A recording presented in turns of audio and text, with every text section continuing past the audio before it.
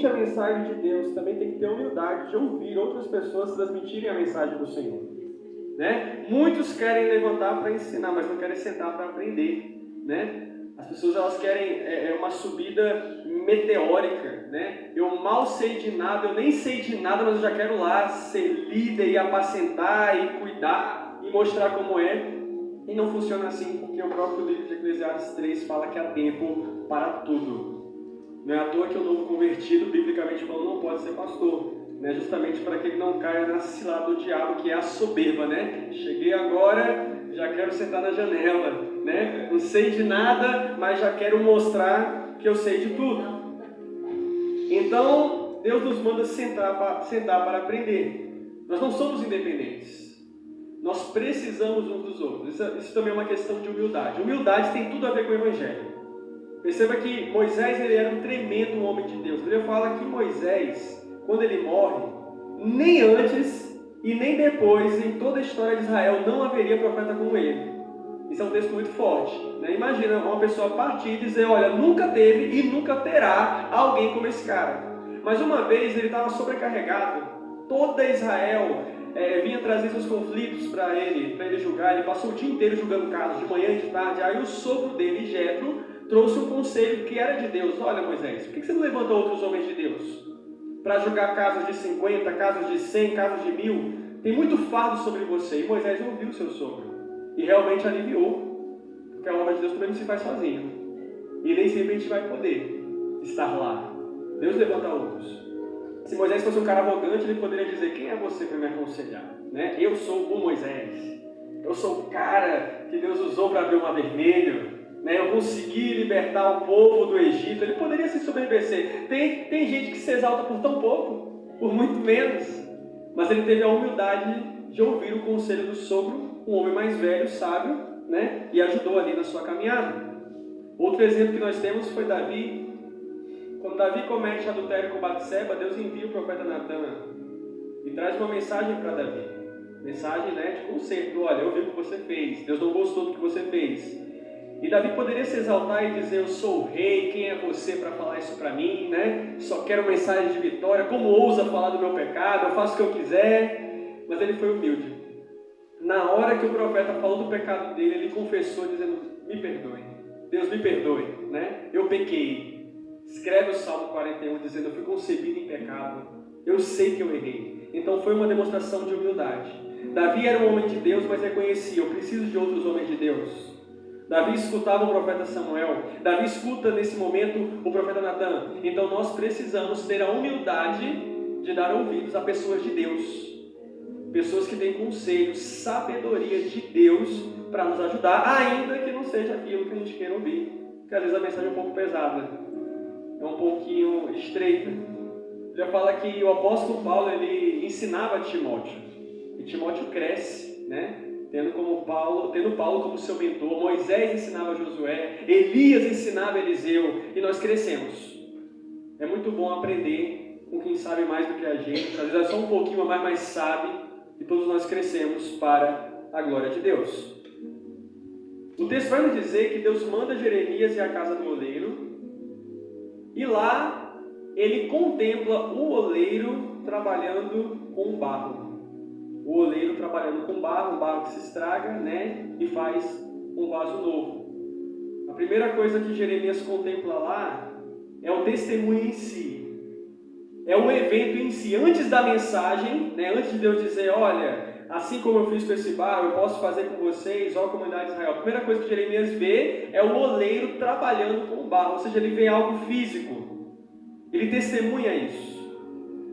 Eu entendo, meus queridos, que às vezes a gente não vai aprender apenas com ensinamentos, a gente vai aprender na prática. Você vai ter que contemplar algo, né? E ele vê aquele evento ocorrendo, aquele testemunho. Às vezes o testemunho ele fala mais alto do que uma pregação. O testemunho de alguém mexe com a gente. Quantas pessoas não são tocadas, por exemplo, quando alguém é do mundão, vou falar no popular, né, da bagaceira, do lamaçal, e a pessoa se converte? É um choque. Porque você pensa, mas eu conhecia ele, eu conhecia ela, né? Fazia isso, fazia aquilo. Como assim mudou? O que aconteceu? Onde você foi? Quem você conheceu? Então Então o testemunho ele fala muito alto. Antes de Jeremias ouvir uma mensagem, ele viu o que estava acontecendo. Eu estou vendo o oleiro, eu estou na casa do oleiro. O que ele está fazendo? Ele pegou o barro. O que aconteceu com o barro? Ele se estragou, mas ele refez. Tem algo aí. O livro de Provérbios diz, vai ter com a formiga ou preguiçoso. Quem nunca aqui observou uma fileira de formigas, né? Fileira indiana, né? Um atrás do outro, e você fica pensando, meu Deus, né? Como trabalham, não param. Se você botar um obstáculo, contorna. E são organizadas, e têm comunhão, trabalham juntas, unidas, e carregam um peso imensamente maior do que o que elas tecnicamente poderiam suportar. E tem uma liderança que fica no fundo da terra, e todo mundo está trabalhando, faça frio, faça sol, vai ter com a formiga, ó preguiçoso. Jesus fala, né? Olha os lírios do campo. Deus manda olhar os lírios do campo. Eu lhes digo que nem Salomão, em toda a sua glória, se vestiu como um deles. Manda você contemplar o mato. Deus manda você olhar para a formiga, tem aprendizado. Manda você olhar para o mato, porque lírio é mato. Ele diz assim, né? Olha, tá vendo aquele lírio que hoje está ali e amanhã é lançado no fogo? Pois bem, nem Salomão, em toda a sua glória, em todo o seu esplendor, se vestiu como um deles. Eu sou um Deus capaz de vestir o mato mais bem vestido do que um rei de Israel. Isso é incrível. Porque a gente olha muito para essas coisas terrenas, né? Ah, eu quero uma roupa tal, de seda, que vem da Europa e tal. E eu faço o mato ficar mais bem vestido que você, que é o homem mais importante da nação. Então Deus manda a gente contemplar, observar. E muitas coisas, amados, nós vemos através da contemplação.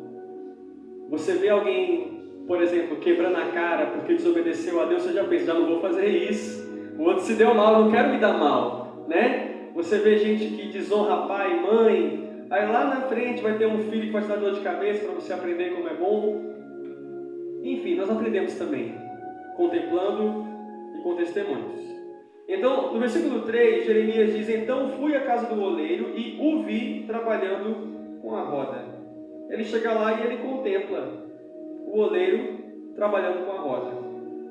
É interessante que se você vai até um oleiro, você vai perceber que ele trabalha com uma roda, como se fosse uma mesa, uma roda redonda, certo? Tem um dispositivo embaixo, que ele fica movimentando o pé para cima e para baixo, como se fosse uma costureira, né? Então ele movimenta o pé e movimenta as mãos. O pé para que a roda gire e as mãos para que ele possa dar forma ao barro. E é interessante que se você olhar apenas para a roda, não está olhando para o oleiro, né? Está olhando só para a roda, parece que não tem nada demais, porque é apenas uma roda girando. É a mesma coisa, só gira numa direção. Parece a nossa vida, né? Cada dia a mais é um dia a menos. Cada dia que passa está ficando mais velho e está chegando mais perto da hora de partir, né? A gente gosta de comemorar aniversário, né? Mas é uma verdade. Cada dia a mais é um dia a menos. Você está mais perto de sair dessa terra. Então, se você olhar apenas para a roda, você vai ver apenas uma rotina, uma só direção, só isso, uma mesmice. Às vezes a nossa vida, olhando para a roda, olhando para baixo, né? Olhando para a roda fica embaixo. É uma rotina. Vou de casa para a igreja, vou de casa para o trabalho, de vez em quando vou ali, volto, é casa, igreja, casa, estudo, trabalho. É a mesma coisa, não muda. Mas nessa noite, eu quero te convidar a olhar para cima. Eu quero te convidar a olhar para o oleiro. Se você tira a visão de baixo da roda e olha para o oleiro, você vai ver que a mão dele está se movimentando. E à medida que a mão está se movimentando, aquilo que é barro está criando forma. O seu milagre está criando forma. Algo que parece que não está acontecendo, está acontecendo. Olhar para baixo é a mesma coisa. Ah, mais um dia, é frio, é chuva, nada muda, mais uma semana, mais um mês. Mas se você olhar para cima, o oleiro, Papai do Céu, está trabalhando. Glória! A mão dele não está parada. Ela está movimentando. E é o movimento da mão do oleiro que faz o barro criar forma. O barro não vai criar forma sozinho. Você não cria forma sozinho. Você cria forma quando o oleiro está trabalhando em você.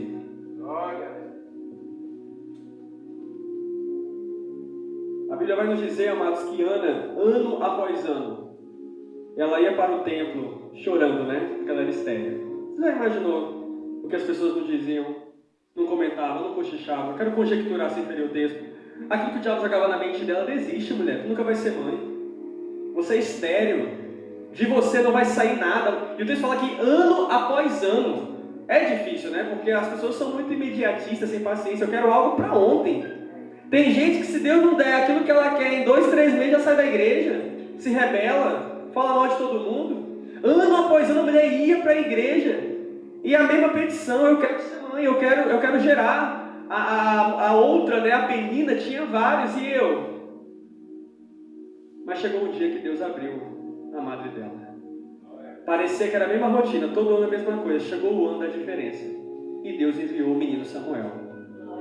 Samuel foi, né, algo estrondoso. Quem não conhece o profeta Samuel?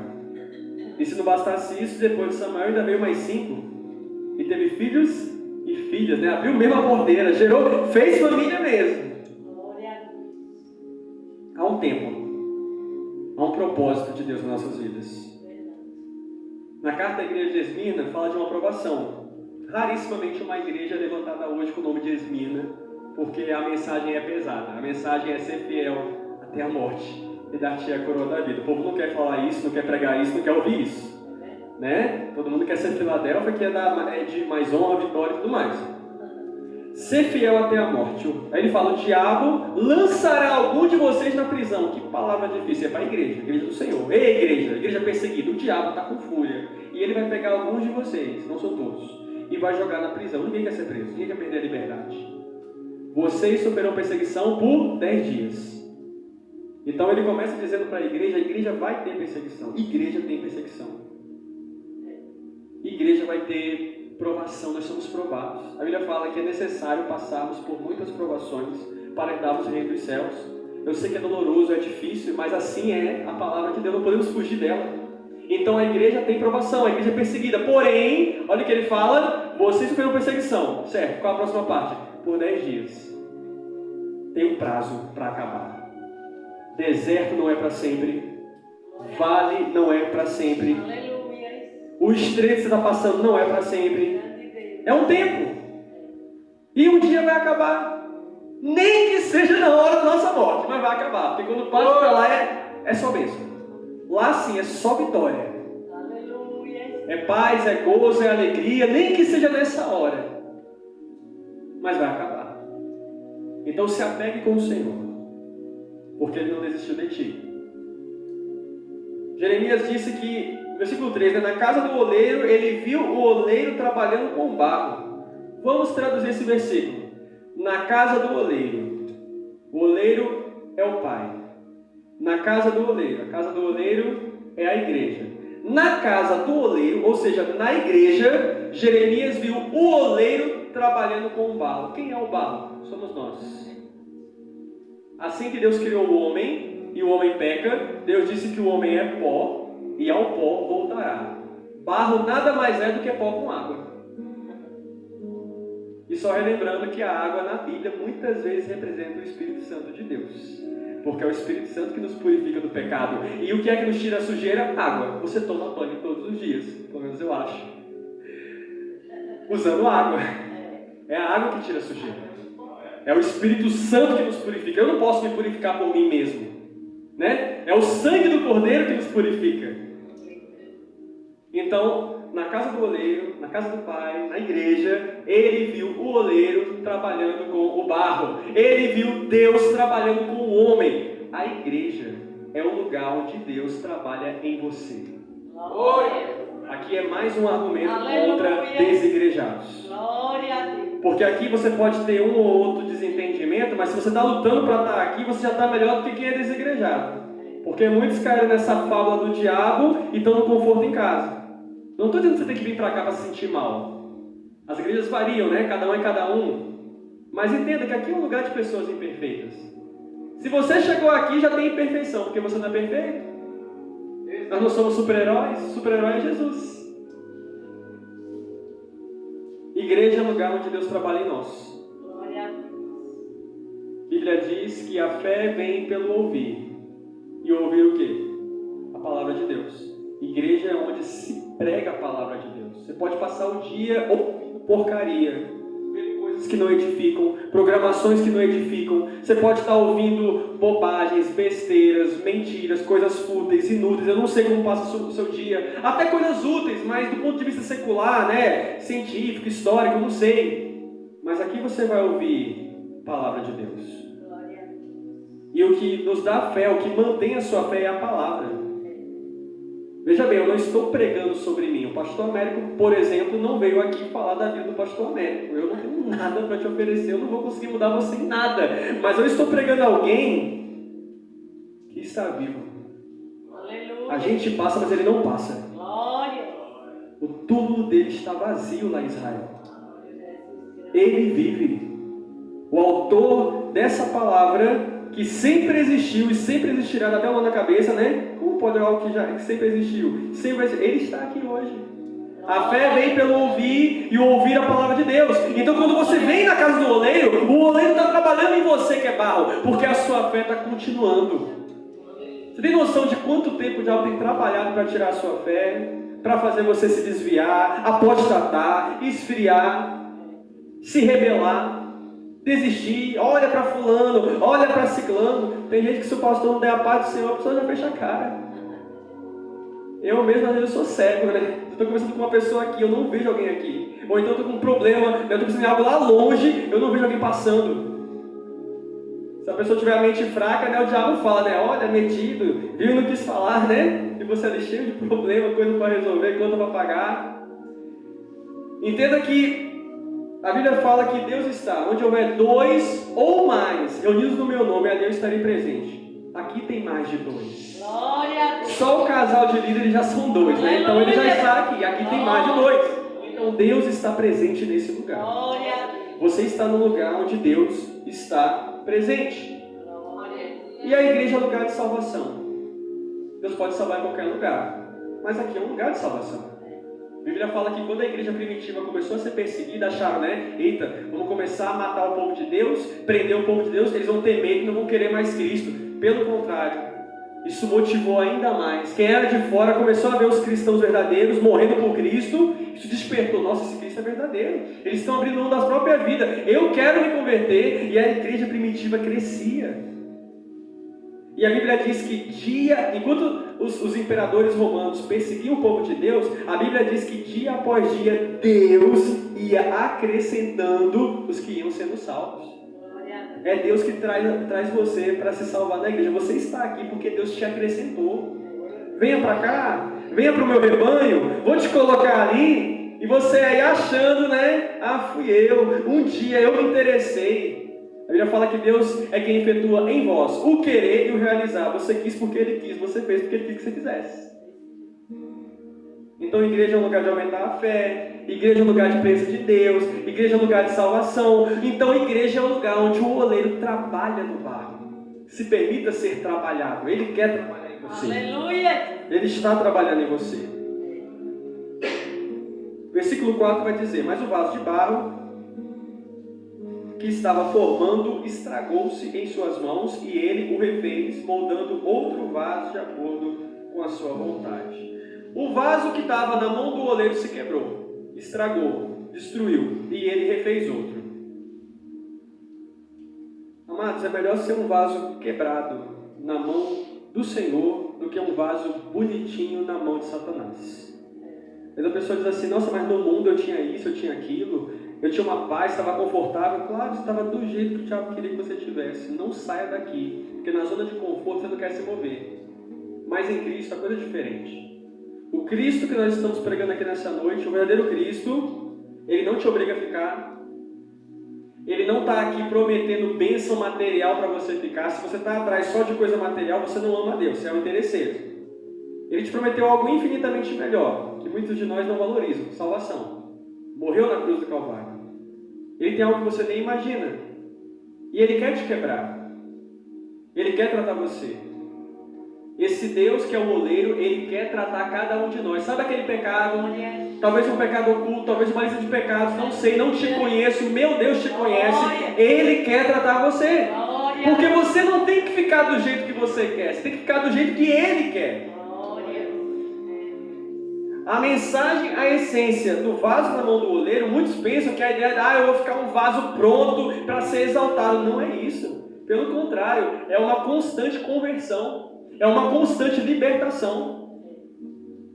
Porque o vaso já estava formado, viu? Só que teve que ser quebrado. Para fazer outro, que outro? Por que outro? Outro conforme a vontade do oleiro. Ou seja, eu não posso estar aqui de acordo com a minha vontade. Eu tenho que estar aqui de acordo com a vontade dele. E ele quebra. É estreito, é pesado. Quando o apóstolo Paulo foi chamado por Jesus, né, perseguir a igreja de Cristo, mas agora ele está cego, 3 dias cego, sem comer, sem beber, Deus mostra para o profeta Ananias, né, ó, esse cara é meu, vou usar ele como meu mensageiro, vai pregar para os gentios, para os judeus, para rei, para pobre, para todo mundo. Ananias ficou meio assim, e Deus falou, eu lhe mostrarei o quanto ele deve sofrer pelo meu nome. Essa parte o povo não quer, mas é um fato, ele sofre pelo nome do Senhor. Jesus sofreu por mim e por você.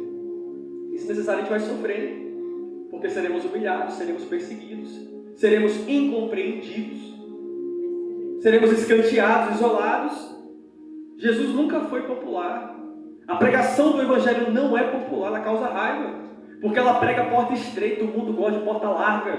Deixa eu fazer o que eu quiser, eu quero liberdade, eu quero empoderamento. E aqui não é empoderamento, é o poder do Senhor na nossa vida. Tem críticos que olham para esse texto e dizem assim, olha, o barro estragou-se nas mãos do oleiro. Estragou-se quer dizer que ele se estragou sozinho. Aí tem gente que diz assim, olha, não é Deus que quebra, Deus não quebra, é você que se quebra. Tem gente que usa esse argumento, com base nesse versículo aqui de Jeremias 18. Só que a gente não pode pegar textos isolados da Bíblia para montar uma regra. A gente tem que conhecer a Bíblia com uma certa profundidade. Jeremias 18 fala que o barro estragou-se, certo? Mas logo no capítulo 19 de Jeremias, abra sua Bíblia se você quiser, Jeremias 19, 11, Deus fala, quebrarei este povo e esta cidade, e os mortos em Tofete serão sepultados, até que não haja mais lugar.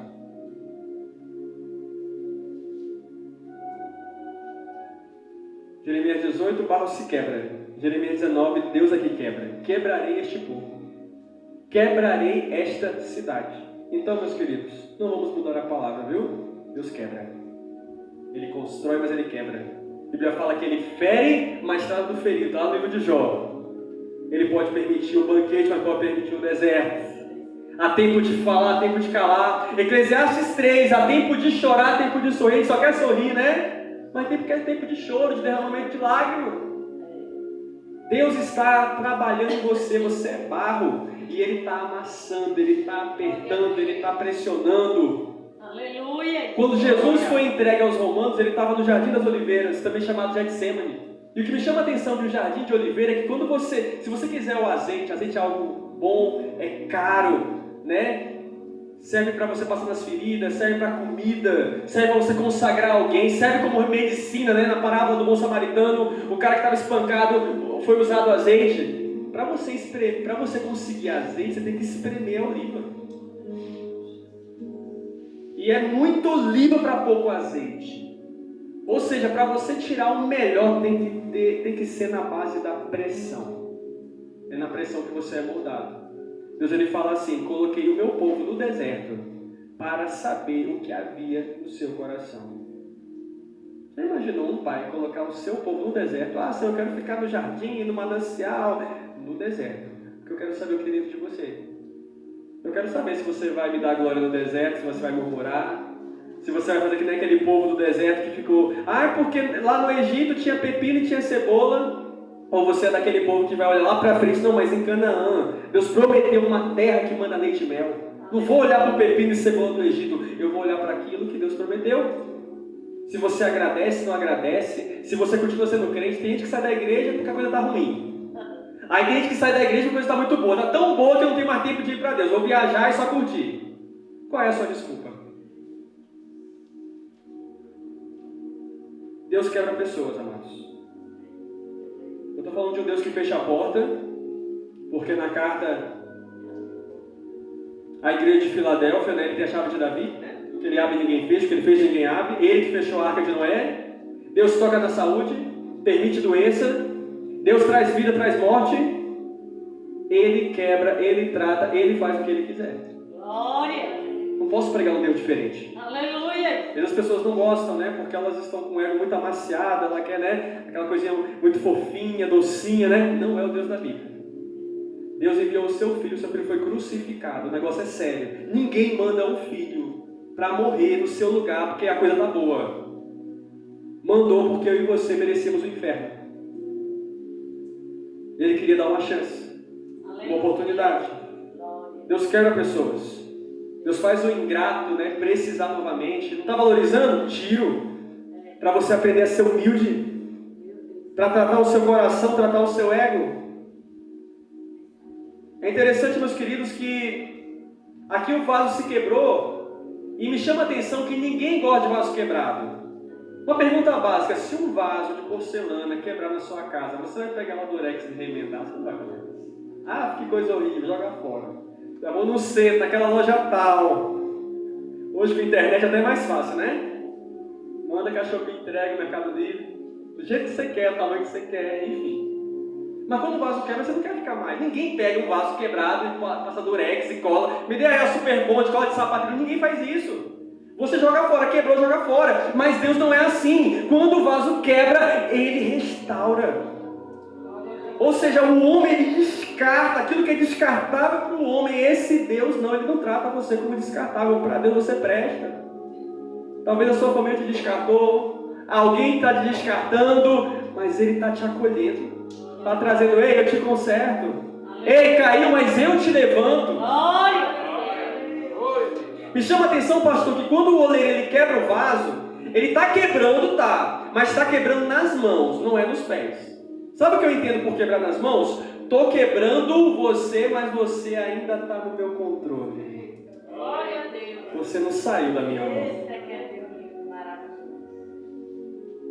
Jesus disse: aquele que vem até mim, de maneira nenhuma lançarei fora. Aleluia. Tem gente que não te recebe. Glória. Tem gente que não quer ver você na casa dele, na casa dela. Final de ano, lá vem aquela crente. Tem família que não se dá bem, dentro da própria família, mesmo sangue, não é verdade? Alguém não te recebe, mas Ele te recebe. Ele não te larga. Mesmo você tendo que ser quebrado, refeito, desmanchado, você tem defeitos, tem falhas. Para muitos você não tem valor, mas Ele não te larga. Que Deus é esse?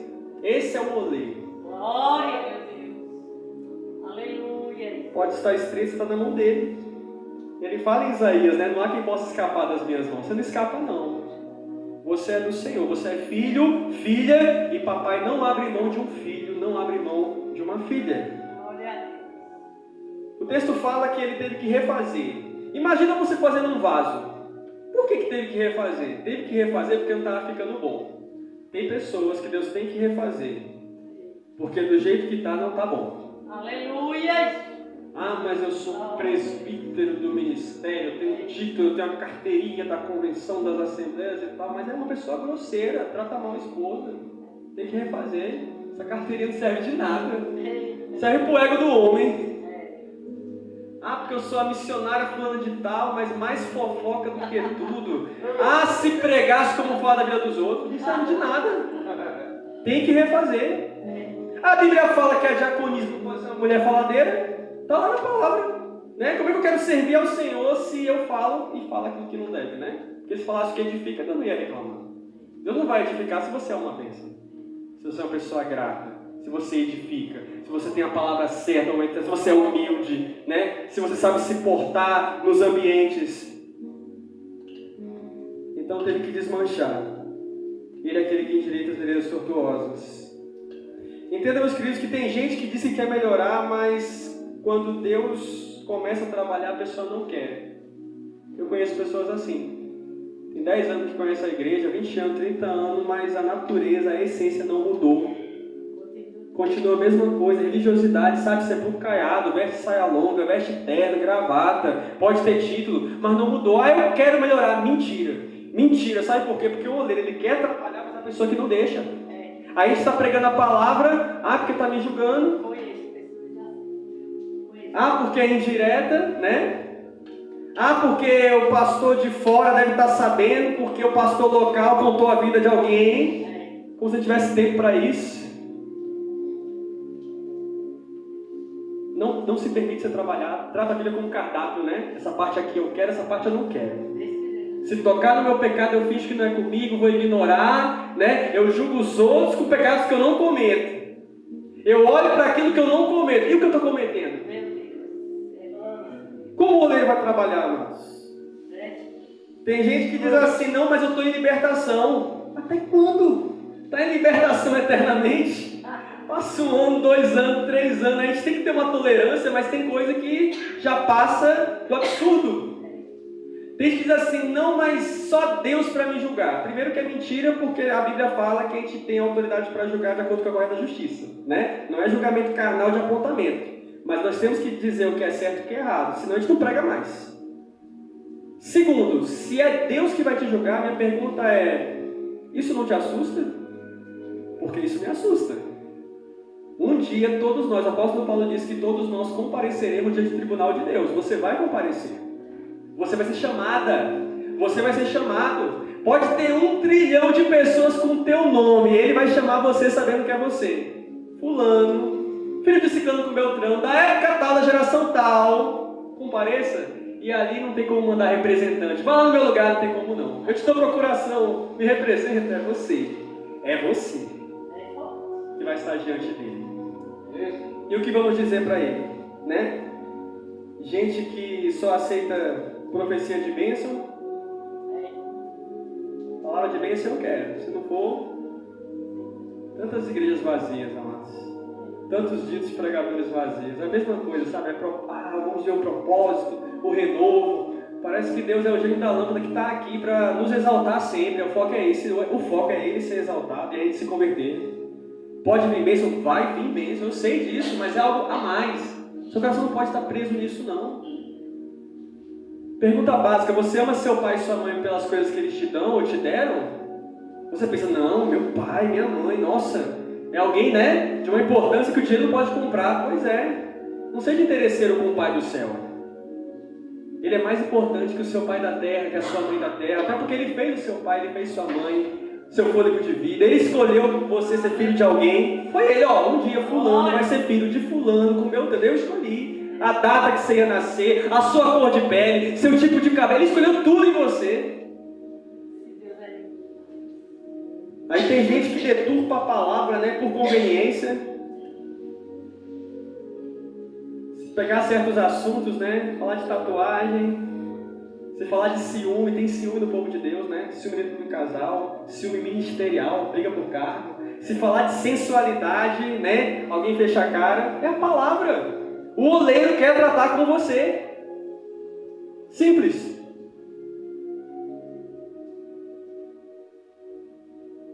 E aqui a Bíblia vai nos falar, amado, de um vaso que virou outro vaso.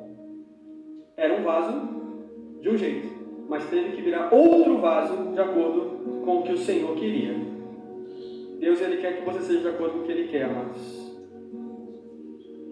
Às vezes Deus olha para alguém e pensa assim, olha, esse vaso ele está sensual, eu quero decência. Esse vaso ele está cheio de ódio, de rancor, de ressentimento, eu quero mais amor a Deus, amor ao próximo. Esse vaso, ele até agrada aquela rodinha de amigos e amigas e parentes, mas não está me agradando. Tem que virar outro vaso, viu? Aleluia. Outro vaso de acordo com a vontade do oleiro. Glória. Esse vaso está xingando, Jesus não xinga, não ensina xingamento, Jesus nunca xingou. Ele mostrou o erro, né? Olha, ele converteu a prostituta, né? Ele salvou o ladrão, mas ali não era xingamento, era a descrição, o adjetivo, né? Você praticou isso. E eu posso mudar você se você quiser. O xingamento, ele é um desprezo ao outro, né? Você xinga alguém, você desmerece alguém, ele não desmerece ninguém. Pelo contrário, ele vai falar que Jesus veio para desfazer as obras do diabo. As obras do diabo estão enclausurando nossas vidas. Vamos ser sinceros, né? A gente peca em pensamento, a gente peca com os olhares, a gente peca em atitudes, a gente peca tolerando amizades falsas, a gente peca com tanta coisa. Se não fosse Deus, a sua misericórdia. A misericórdia do Senhor são a causa de não sermos consumidos. A Bíblia diz, meus queridos, que numa casa há muitos vasos. De ouro, de prata, de madeira, de barro. Uns para a honra, outros para a desonra. Aqui é a casa do Senhor. Eu posso afirmar que há vasos na casa do Senhor. Ele é o oleiro, então aqui tem vasos. Cada um de um jeito.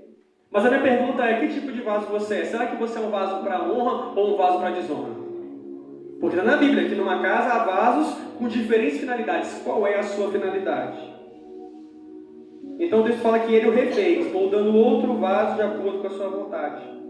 Então, não seja aquele crente que não muda, aquele crente que só quer ser do seu próprio jeito. Deus trabalha, irmãos. A gente se pergunta por que Deus permite todas aquelas provações em Jó. Eu acredito que uma teoria bem interessante está no capítulo 42. Né? Tem gente que fala assim, foi para mostrar para o diabo. Não, isso aí não é verdade. A gente tem que parar de dar valor ao diabo. O diabo não é ninguém para você ficar querendo mostrar alguma coisa para ele. Ele não tem importância nenhuma, nem deveria estar na sua mente. Mostre para Deus. Mas no capítulo 42 de Jó, Jó diz assim, olha, antes eu te conhecia de ouvir falar, mas agora os meus olhos te veem. Jó passou a ter uma intimidade incrível com Deus. Foi muito sofrimento? Foi. Perder 10 filhos, né? Perder a saúde, uma mulher dizendo amaldiçoa esse teu Deus e morre, e perder o camelo, e ovelha, e jumento, e os amigos falando mal dele, dizendo que ele estava em pecado, que o pecado era grande, que o pecado era grave, e nem pecado o homem tinha. Ele passou tudo isso por permissão de Deus, e ele fala, olha, agora eu te conheço. Às vezes permite algo porque ele quer que você conheça ele. Na sua vidinha ali, você não vai conhecer ele. Está acomodada, está distraído.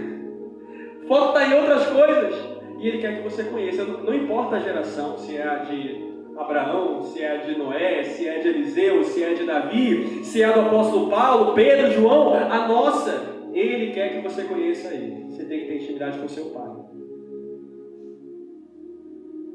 E ele tratou com Jó. O apóstolo Paulo, 3 dias cego, sem comer e sem beber. Estava tratando com Paulo, né? Coração duro, perseguidor. Aqui dentro que Paulo mandava matar cristãos. Eles que não gostam, né? Porque não vai ferir a imagem de Paulo, não tem que pregar a verdade. Alguém que tinha um ódio profundo da igreja, virou pastor de igreja, mensageiro do Senhor, é Deus que faz. Deus ele quer trabalhar.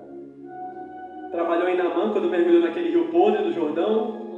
Trabalhou em Jacó quando ele lutou com o anjo a noite inteira, né? O anjo ainda feriu ele no nervo, ele ficou com uma perna manca, talvez deficiente pro resto da vida, mas no final mudou o nome, não será mais Jacó, mas sim Israel. Jacó, significado trapaceiro, usurpador, enganador. Israel é o que? Príncipe do Senhor. Israel, nação eleita, povo eleito. Deus trata. Ele quer tratar conosco. O texto fala que o barro estragou-se, quer dizer que ele se estragou sozinho. Mas quem foi que refez ele? O oleiro. Você pode até se estragar sozinho, mas quem te transforma é o Senhor. Você cai sozinho, mas quem te levanta é o Senhor. Você peca sozinho, mas quem te perdoa, que sara, te reme, é o Senhor. Que não venhamos questionar a Deus, amados. Romanos 9:20 diz assim, mas quem é você, ó homem, para questionar a Deus? O que é formado pode dizer o que formou, por que me fizeste assim? Não questione a Deus. Não reclame de Deus, porque isso, porque aquilo, não é de Deus isso. Não murmure, agradeça, não reclame. Eclesiastes 5:2. Ai de quem contente com o seu Criador, que não passa de um caco entre outros cacos no chão. Nós somos cacos no meio de outros cacos. Não contenda, ficar reclamando, né? Contendendo, discutindo, porque isso, porque aquilo, eu pensava assim. Isaías 45:9. Acaso o barro pode dizer ao oleiro o que está fazendo? Ainda diz assim, será que a obra que faz pode dizer, ele não tem mãos? Por que eu não tenho mãos? Questionando o que está falando na sua vida. O texto vai nos dizer, amados, que quando o profeta Jeremias foi enviado à casa do oleiro, é interessante que profeta é alguém respeitado, né? As pessoas costumam respeitar certas pessoas. No Rio de Janeiro é conhecido que, apesar daquele contexto de crime e tráfico, mas pastores são bem-vindos naquele lugar. É uma coisa impressionante, né? Os caras matam a gente, faz a coisa horrível, mas um pastor ali com a Bíblia, eles respeitam. É impressionante isso, mas acontece. E no Antigo Testamento, profetas eram bem vistos, eles eram reconhecidos, as pessoas paravam para ver um profeta passar, para receber bem, olha, eu quero te dar isso, quero te dar aquilo. Mas o que me chama a atenção nesse texto é que Jeremias era um profeta. Aliás, ele é um dos grandes profetas, né? A gente conhece, né, Jeremias, Isaías, Ezequiel como os grandes profetas, os maiores livros de profetas na Bíblia, os outros são menores, não porque sejam inferiores, mas porque são livros pequenos. Só que o texto fala que quando Jeremias foi até a casa do oleiro, o oleiro não parou para dar atenção para Jeremias. Sabe por quê? Porque Deus não para de trabalhar por causa do homem. Não importa a sua credencial. Porque eu sou importante, né? Meu salário é X, é Y, né? Eu trabalho não sei aonde, olha a minha casa, meu carro, olha a minha influência. Deus não para com você, não. Se Ele estiver trabalhando, Ele continua trabalhando. O homem não pode parar Deus. O oleiro continua trabalhando. O oleiro não para por nada. Se você quiser, se você se permitir, Deus ainda continua trabalhando na sua vida, na sua mente, no seu coração, nas suas amizades, naquela causa, na sua família, na saúde, no seu entendimento. Ele continua trabalhando, amados. Versículo 6. Versículo 5, né? Então o Senhor dirigiu-me a palavra: ó comunidade de Israel, será que eu não posso agir com vocês como fez o oleiro? Pergunta o Senhor. Como barro nas mãos do oleiro, assim são vocês nas minhas mãos, ó comunidade de Israel. Interessante que ele faz uma comparação, né? Assim como se quebra um vaso no oleiro, eu posso trabalhar com vocês. Percebam, meus queridos, que lá em Jeremias 19:11 diz assim: assim como se quebra o vaso de oleiro que não pode mais ser restaurado. E chama a atenção que tem vaso que, do ponto de vista humano, terreno, não tem mais como ser restaurado. Já falamos isso no começo da mensagem. E quando eu olho para esse texto, eu entendo que tem coisa que só Deus pode restaurar. Tem coisa que não é você. Você não vai conseguir se libertar ou tirar aquela mágoa, mas Deus pode. O Espírito Santo de Deus pode tratar no seu coração de tal maneira que um casamento ruim volta a ser bom, de que pessoas que não se falam passam a se falar. De repente passa, né, um sedativo assim, aquela memória podre, ela é apagada, e você anda com amor, com ternura, com misericórdia. Isso não vem de nós, é Deus. Peça a Deus para você ser transformado, para você liberar perdão. Aquela pessoa que contente com você, peça para Deus entrar, Ele entra. Humanamente falando, tem caco que não junta mais. Então tem coisa que é só Ele que pode fazer, porque o humano não pode, mas Deus pode. Pastor, só Deus. Então glorifica, porque Ele pode. Não é o homem que pode, mas Ele pode. Não é você que pode, mas Ele pode. A morte, quem pode ressuscitar alguém? Nem o médico. O médico estudou tanto, né? E é 9 anos de medicina, e mais 2 anos de residência, e mais 2 anos de pós-graduação, e mais uma especialização. Isso se não quiser fazer mestrado, doutorado, PhD, para no final uma pessoa morrer, porque Deus é acima da ciência. Ele só vai conseguir, né, salvar a pessoa se for permissão de Deus. E se a pessoa morreu, passou para o outro lado, todo conhecimento médico não traz, mas o poder de Deus traz. Deus pode fazer, então só Deus reúne aquilo que está quebrado.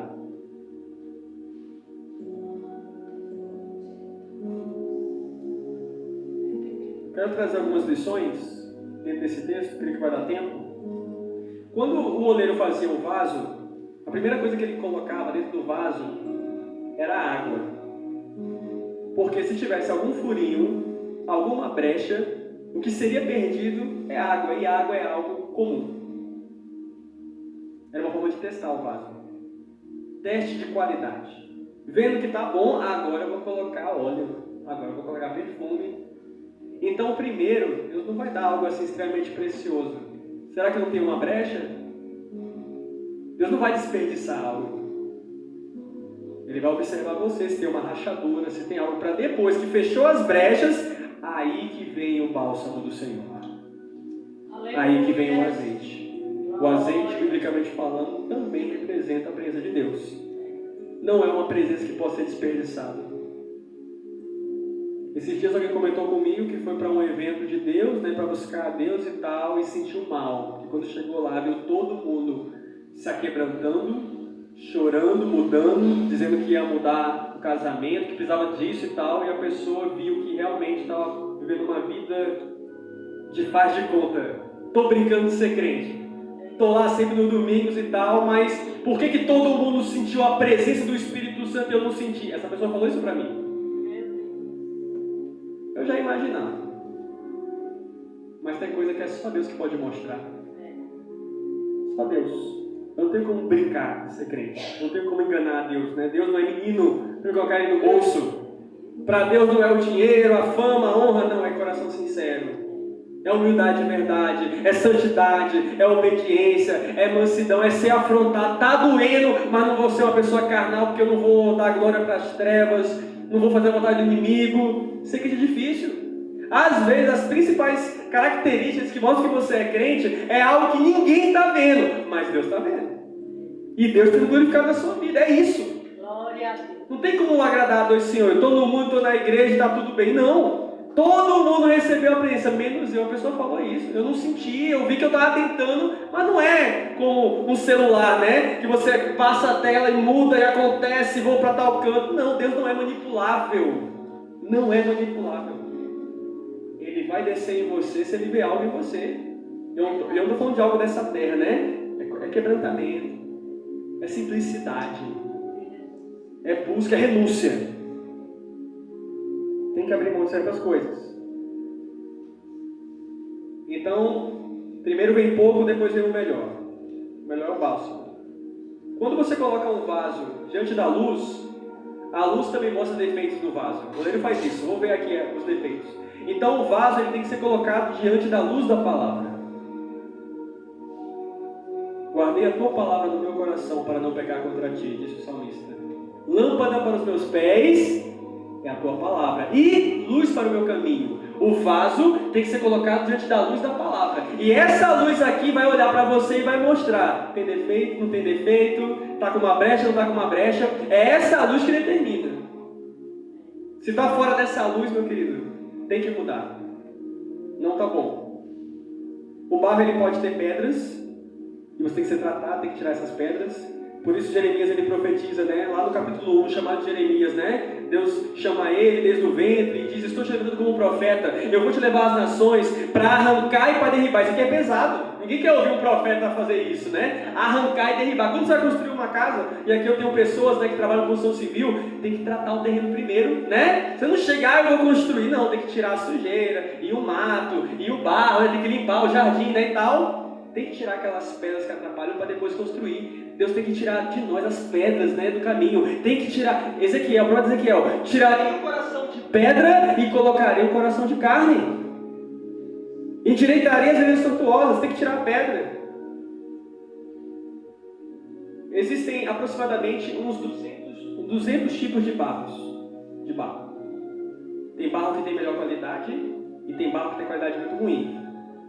Então, às vezes, um barro é bom de trabalhar, de fazer tijolo, de crescer e tal, mas tem barro que é ruim, você quer tratar com ele, ele fica esfarelando, fica desfazendo, né? Então, às vezes, o oleiro ele quer trabalhar com barro, mas ele não está conseguindo, porque o problema não está no oleiro, o problema está na qualidade do barro. E Deus está perguntando qual é a qualidade desse barro chamado você. Você é um barro de boa qualidade ou de péssima qualidade? Um bom barro é um barro humilde, que aceita a palavra de Deus, que não vai achar que está julgando, que é indireta, que é mudança, que é conserto. O que é um mau barro? É um barro soberbo, carnal, pé na igreja, pé no mundo, ainda xinga, ainda tem velha natureza, é velha criatura. Que tipo de barro é você? Ele quer trabalhar, mas às vezes o problema não está no oleiro, é a qualidade do barro. Aí ele está querendo trabalhar, mas o barro não ora, não muda, né? Coração duro. Eu quero finalizar, mas as horas não nos esperam. E chama a atenção que o barro ele pode ser visto como algo sem valor, né? Se você for numa loja e eu te apresentar aqui, ó, aqui tem um vaso de ouro, um vaso de prata e o de barro, né? Muitos vão dizer, eu quero o ouro é caro, é chique, é luminoso e tal, né? Os propósitos da vaidade humana, estética humana, ficam com o ouro e com a prata. Não, para que eu vou querer o barro? Só que o barro, quando você vai para o processo final, né? Você usa o barro, mistura com a água, faz a forma e o final é do fogo. O ouro não resiste ao fogo.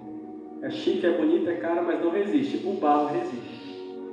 E essa é uma das maiores raivas que o diabo tem de você. Sabe por quê? Porque o diabo errou com Deus e Deus expulsou ele, os demônios.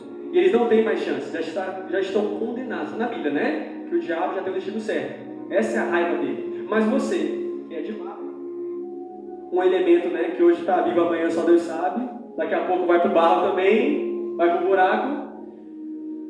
Você pode ser cheio de óleo. Você pode ser cheio da presença de Deus. Deus habita dentro de você. Você é um vaso que Deus quer fazer morada. Mesmo sendo de barro, Deus quer fazer morada em você.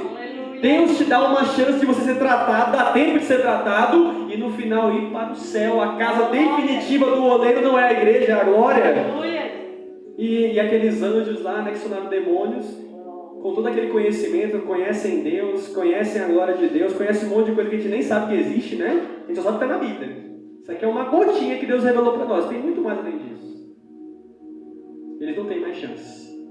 E essa é a raiva. Nós possamos ser tratados e que você suporte a pressão de Deus, o amassar de Deus, porque Deus está trabalhando para fazer de você alguém melhor. Amém? Agradeço essa rica oportunidade em nome de Jesus.